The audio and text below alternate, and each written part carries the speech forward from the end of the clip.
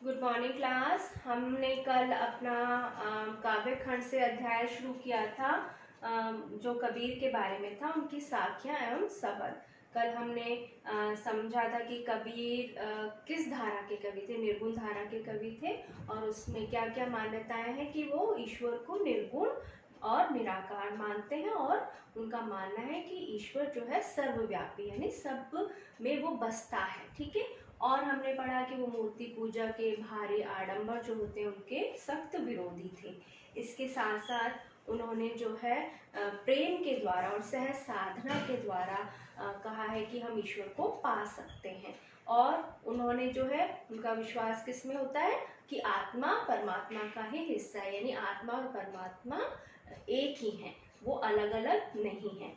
तो हमने कल 3 साखियां पढ़ी थी, उससे आगे की साखियां जो है हम आज पढ़ेंगे। और साखियों का मीनिंग मैंने आपको क्या बताया था, क्या होता है, आंखों देखी। यानी कबीर जो थे वो पढ़े लिखे तो थे नहीं, उन्होंने जो भी अनुभव लिया, जो भी अपने आसपास आंखों से देखा, ठीक है, वो जो भेदभाव हो रहा था, वो जो कर्म कांड थे, उन सब का विरोध किया, और उनके बारे में उन्होंने अपने काव्य में जो है वो बोला, लिखा उनके शिष्य ने। आपकी अगली साखी है, पखा पखी के कारणे सब जग रहा भुलान, निरपक होई के हरि भजे सोई संत सुजान। अब पखा पखी का क्या मतलब है? पखा पखी का मतलब है पक्ष विपक्ष। जैसे आप डिबेट होती है तो एक उसके फेवर में बोल रहा होता है और एक उसके मतलब फेवर में नहीं बोल रहा होता है, ठीक है, उसके अगेंस्ट बोल रहा होता है, तो वो होता है पक्ष विपक्ष। ठीक है। कारण का मतलब कारण, ठीक है, रीजन, कारण। भुलान मतलब भुलाना या विस्मृत करना, भूल जाना, स्मृति से बना है विस्मृत करना। ठीक है। फिर निरपक्ष का मतलब होता है निष्पक्ष। निष्पक्ष मतलब जो किसी के साथ भी पक्षपात नहीं करता, वो न्यूट्रल रहता है, तटस्थ रहता है। ठीक है, निष्पक्ष होकर के, ठीक है, किसी भी पक्ष के बारे में वो ना बोले, ना यस बोले ना नो बोले, ना उसका फेवर करे ना ही उसके अगेंस्ट जाए। ठीक है, वो होता है निष्पक्ष। भजे का मतलब होता है याद करना या भजना, ठीक है, भजन करना। सोई मतलब वही, और सुजान का मतलब होता है सज्जन, जो अच्छे जन होते हैं, अच्छे लोग होते हैं, उसको हम बोलते हैं सुजान। ठीक है।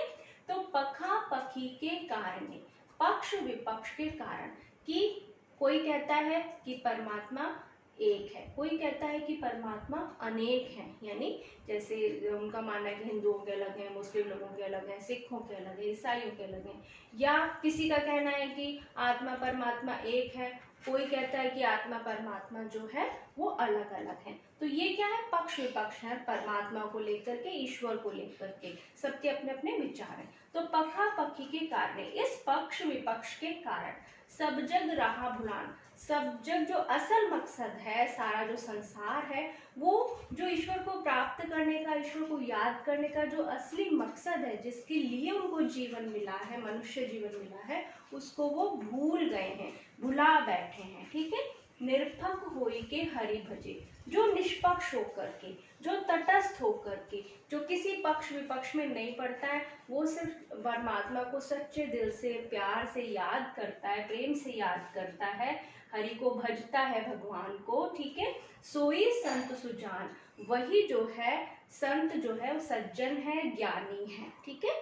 तो क्या मतलब है, जो निष्पक्ष रहता है, पक्ष विपक्ष के चक्कर में नहीं पड़ता, जो इस तरह के विवाद में नहीं पड़ता, और सच्चे दिल से सहज साधना द्वारा वो प्रेम के साथ ईश्वर को, हरि को भजता है, वही संत जो है, कबीरदास जी कहते हैं, वो ज्ञानी है, सज्जन है।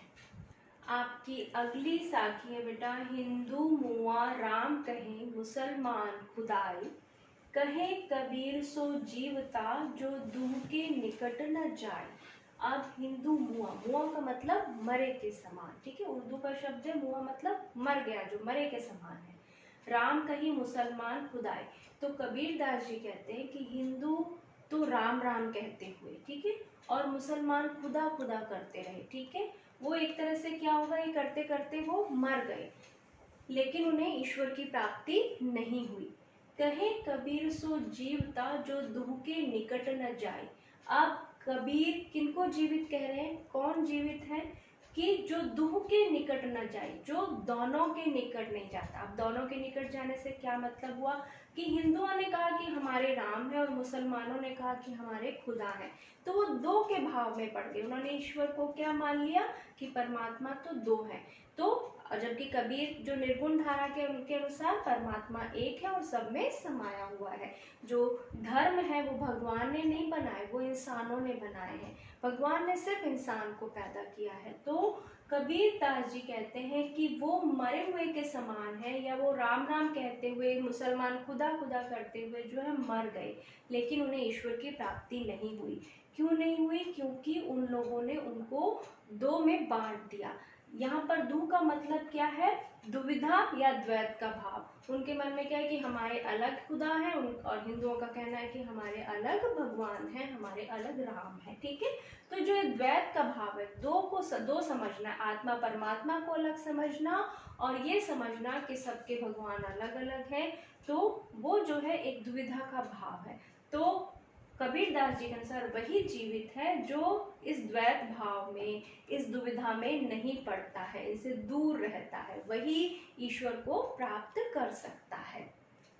आपकी अगली साखी है, काबा फिर काशी भया, राम ही भया रहीम, मोट चून मैदा भया, बैठ कबीरा जीम। अब काबा क्या है? काबा जो है मुसलमान लोगों का पवित्र स्थान है, तीर्थ स्थल है। जैसे हमारे यहाँ तीर्थ होते हैं, ऐसे मुस्लिम लोगों का वो तीर्थ स्थल है। ठीक है, और काशी, काशी मतलब काशी, जो हिंदुओं का तीर्थ स्थल है। ठीक है, हम जाते हैं तीर्थ स्थलों पर, वो। ठीक है, फिर भया मतलब हुआ, बना मतलब भया का मतलब होता है हुआ या बना, चून का मतलब है आटा, और बैठ मतलब बैठकर, और जीम मतलब भोजन ग्रहण करना, जीमना जो शब्द है। मैंने आपको बताया था ना कि कबीर की जो भाषा है वो सदुक्कड़ी भाषा, जिसको खिचड़ी भाषा कहा जाता है। उसमें जो है हिंदी, उर्दू, फारसी, अरबी, पंजाबी, इन सभी भाषाओं के शब्द मिलते हैं। ठीक है, तो ये जीम जैसे जीमना, ये राजस्थानी भाषा का शब्द है। ठीक है, तो काबा फिर काशी भया, राम ही भया रही, मतलब काबे और काशी में, जो मुसलमानों का जो तीर्थ स्थल है वो, और हिंदुओं का जो तीर्थ स्थल है उसमें राम रहीम। ठीक है, जो हिंदू है और मुसलमान है, उनमें जो है कोई भी फर्क नहीं रह जाता। कब नहीं रह जाता? मोट चून मैदा भया। मोट चून मतलब जब हम जो स्थूल ज्ञान है, हम जो दो समझ रहे हैं, ईश्वर को और इंसान को अलग समझ रहे हैं, यानी आत्मा परमात्मा को जो हम अलग समझ रहे हैं, संसार को हम जो सच मान करके बैठे हैं, तो वो तो हो गया मोटा चूना। ठीक है, उसको अगर हमने उसको छोड़ दिया, ठीक है, मैदा भया, अगर हम उसको पीस दें, जितने भी संप्रदाय हैं उन सब भावों को मिला दें, ठीक है, मोट चून, जब आप आटे को और ज्यादा बारीक पीसते जाओगे तो वो क्या बन जाता है? मैदा बन जाता है। तो वही चीज, ठीक है तो आटा ही, लेकिन उसको मैंने पीस दिया तो वो जो उसके अंदर जो फर्क होता है वो खत्म हो जाता है, जो छोटे छोटे दानों का जो फर्क है वो खत्म हो जाता है, वो एकदम बारीक मैदा बन जाता है। ठीक है, तो ऐसे ही अगर हम हिंदू मुसलमानों के जो फर्क हमने कर रखा है उसको हम समाप्त कर दें और हम समझ जाएं कि परमात्मा एक है, तो क्या होगा कि जो हमारा जो भ्रम है इस संसार को लेकर के, वो जो है खत्म हो जाएगा और हमें ईश्वर की प्राप्ति हो जाएगी। तो कबीर दास जी क्या कह रहे हैं कि उन्होंने क्या किया, जो स्थूल जो ज्ञान था, ठीक है, जो संसार को सच मानने का या आत्मा परमात्मा को अलग मानने का या संप्रदायों को मानने का कि हिंदू अलग है, मुसलमान अलग है, उनके भगवान अलग है, उनके तीर्थ स्थल अलग हैं, तो वो जो था कबीरदास जी कहते हैं कि वो मेरा तो समाप्त हो गया। ठीक है, और इस तरह से क्या हुआ, जो मोटा जो चून था उसको ही हमने बारीक पीस दिया तो वो क्या बन गया? मैदा बन गया। तो उन्हें ईश्वर का ज्ञान हो गया। और कबीरदास जी कहते हैं कि वो जो है उसको बड़े उसके साथ, रुचि के साथ जो है उस भोजन को ग्रहण कर रहे हैं, मतलब उस भक्ति का वो आनंद ले रहे हैं। आपके कबीर जो पाठ है उसकी जो आखिरी जो साखी है, अंतिम जो साखी वो दे रखी है, वो है ऊंचे कुल का जन्मिया, जे करनी ऊंच न होए, सुबरन कलश सुरा भरा, साधु निंदा सोए। तो ऊंचे कुल का, कुल मतलब खानदान, ठीक है, या वंश, जन्मिया मतलब जन्म लिया है जिसने, ठीक है। जे करनी, करनी का क्या मतलब है, जो हम कर्म करते हैं, ठीक है। ऐसा बोलो ना, जैसी करनी वैसी भरनी, तो जो हम कर्म कर रहे हैं, ठीक है। ऊंच ना हुई, ऊंची ना नहीं होती। सुबरन, सुबरन किससे बना, हमने सुबरन वर्ड पहले भी पढ़ा था, स्वर्ण, ठीक है। स्वर्ण का ये तद्भव रूप है सुबरन। कलश, कलश का मतलब क्या होता है, घड़ा या कलश। सुरा भरा, सुरा मतलब होता है शराब। साधु, निंदा, निंदा मतलब बुराई, ठीक है।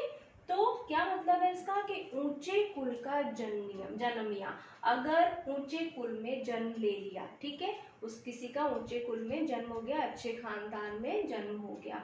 जे करनी ऊंच ना हुई, वो ऊंचे कुल में पैदा तो हो गया, लेकिन जो उसके कर्म है, जो उसने करनी की है, जो काम कर रहा है, वो ऊंचे नहीं है, मतलब वो पाप कर्म कर रहा है। ऊंचे कुल में जन्म लेकर भी वो अपने कर्म जो है अच्छे नहीं कर रहा है, ठीक है।